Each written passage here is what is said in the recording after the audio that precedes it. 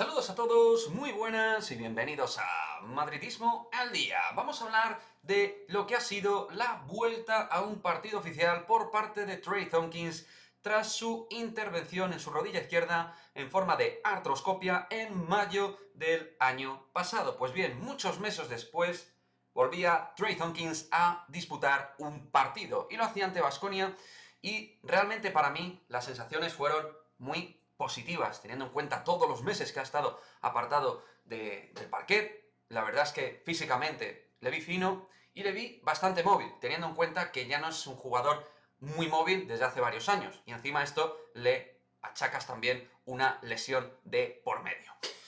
Thompkins anotó 10 puntos y estuvo bastante atinado en lo que tiene que ver con el lanzamiento. 2 de 4 en tiros de 3, 2 de 3 en tiros de 2 y sumando un total de 6 de valoración, siendo un jugador apto para la rotación de los centers, donde los focos se los llevaron tanto Gerson Yabusel como Anthony Randolph, otro que necesita seguir progresando adecuadamente en su baloncesto y sobre todo en su ritmo de competición.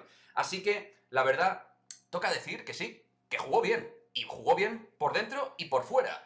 En defensa, que es un jugador que ya sabemos que tiende a sufrir porque no es un jugador muy proactivo a nivel defensivo, pues vaya, me dejó buenas sensaciones. Y en ataque está claro que no ha perdido su talento, su movilidad de espaldas, su juego de pies y su tiro desde más allá del 6,75. Así que me quedo con buenas prestaciones para hacer un partido dentro de la rotación en la segunda unidad. Me gustó Trey Thompkins, el de Georgia parece que está para ser activo y activado en esta temporada. Yo sigo teniendo dudas razonables de cara a proyectarse una renovación, más allá de cuestiones de edad, que es veterano, pero no es un jugador excesivamente mayor, pero sí que creo que de cara a la planificación puede condicionar un poco también el pasaporte extracomunitario y que dentro del puesto de 4 están sonando muchos nombres, se va a fichar a Gavidec, suena el nombre de Juancho Hernán Gómez y vamos a ver qué es lo que pasa. Pero cualquier cosa puede pasar con un jugador que desde mi punto de vista ha hecho historia en el Real Madrid,